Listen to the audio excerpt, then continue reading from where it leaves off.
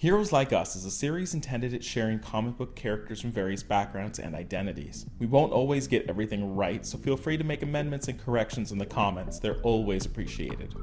What's not appreciated, however, is any form of hate speech or intolerance, so comments of that nature will be immediately deleted and those users blocked from this channel. This is a place of education and celebration.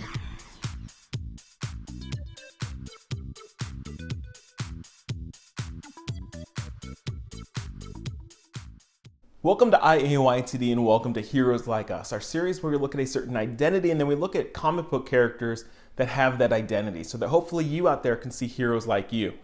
So today we're covering gender fluid, so characters that kind of ebb back and forth, and then we're looking at transgender in kind of a more traditional sense. And so we're going to look at characters kind of across that whole spectrum.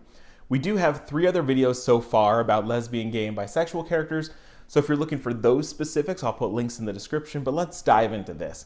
We're going to start with probably the weakest argument here for someone that's gender fluid, and that is Mystique from Marvel Comics. This is a weak argument here because Mystique can present as male or female, but she traditionally doesn't spend much time, she doesn't choose to spend much time kind of displaying as a man. So we'll cover it anyways before we get into more better examples, maybe of this category. So Mystique, her real name is Raven Darkholme, and she's a mutant with the ability to shapeshift.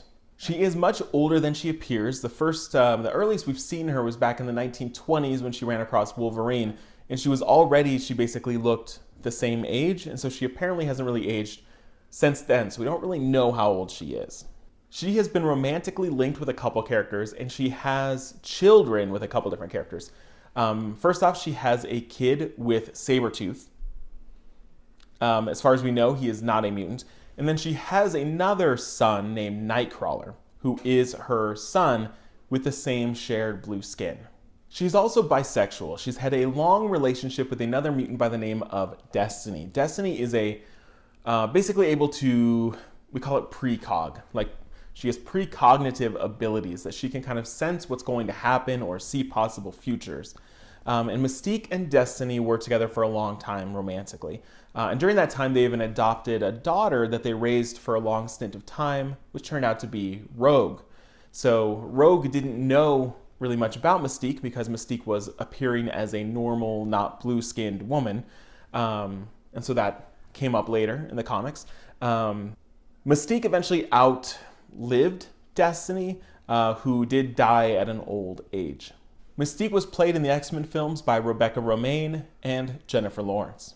Up next from Marvel Comics, we've got Loki, the god of mischief from Asgard.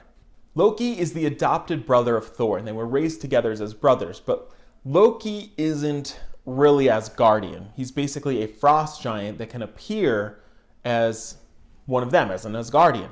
So he has the ability also to shapeshift and kind of create illusions. And this means that he can appear however he wants. And so he can use this in deception, but he also uses this just for his normal life. So he has gone through long stints where he will present as a female. And so Loki in several story arcs has been a female.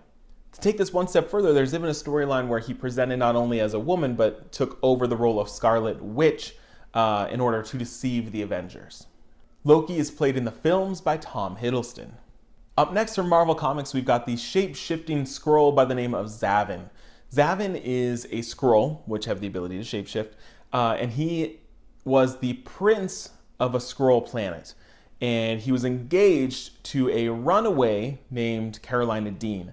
And we covered Carolina in the lesbian video, but Zavin, with his ability to shapeshift, found out that Carolina was not comfortable with him appearing as a man, so he changed his appearance and now presents as a woman to make her more comfortable.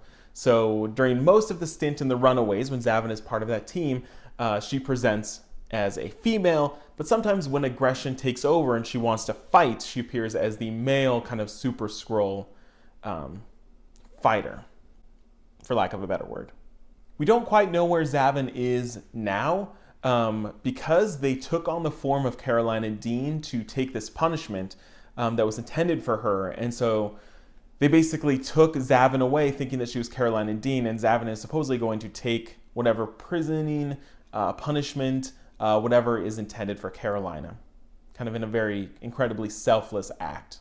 Up next from DC Comics, we've got the villain known as Porcelain. Porcelain is able to basically make things brittle and break. So they can kind of touch things and cause them to shatter. So Porcelain is on this list because they present kind of however they feel. So often they might present as traditionally female or feminine, with like a corset and kind of like makeup on, but they also might present as a man sometimes. So they can kind of, depending on how they feel, they present either way. And this brings up some interesting interactions with other villains in the team. They are most often in the team the Secret Six, and some people are very understanding, some people are very confrontational. So this brings up interesting talking points in an all-villain group that we wouldn't normally see. Another character from DC Comics on this list is basically what's being praised as DC's first mainstream transgender character, and this is Alicia Yeo. And I'm not sure if I'm pronouncing that right. Alicia Yeo. Yeo. Not quite sure.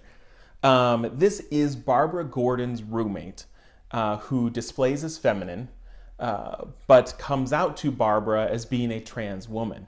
And recently, Alicia has married kind of the love of her life, Joe, in what's basically the first kind of transgender wedding in DC Comics. Now, Alicia isn't really a superhero. She doesn't have any powers. She's not fighting crime, but she is part of the alternate reality series, The Bombshells, where she fights alongside other DC heroines. Our last character on this list is not Marvel or DC, but this is Chalice from Aftershock Comics. Chalice is the lead character in a group called the Alters. And in this comic series, the Alters are like mutants, basically, where they develop mutant abilities kind of spontaneously. Chalice gains the ability to manipulate gravity and to fly at the same time that they are transitioning basically from a man to a woman. And so there's kind of all sorts of layers and dynamics in how do I tell people about my transition as a person, then my transition as a alter, as a mutant. It's very interesting. And so I really appreciate what they're doing. This is a newer comic book series that is hopefully still in progress. So if this is interesting, check out The Alters by Aftershock Comics. So that's it. So thank you for watching. Hopefully you found some interesting things here, some characters to look out for, some maybe people you didn't know about. Make sure you check out all of our other Heroes Like Us videos. We have dozens of them now. If there's characters that fit in this category that I didn't talk about, make sure you mention them in the comments. And in further LGBT videos, I will make sure to include them. So thanks for watching. We'll see you next time on Heroes Like Us.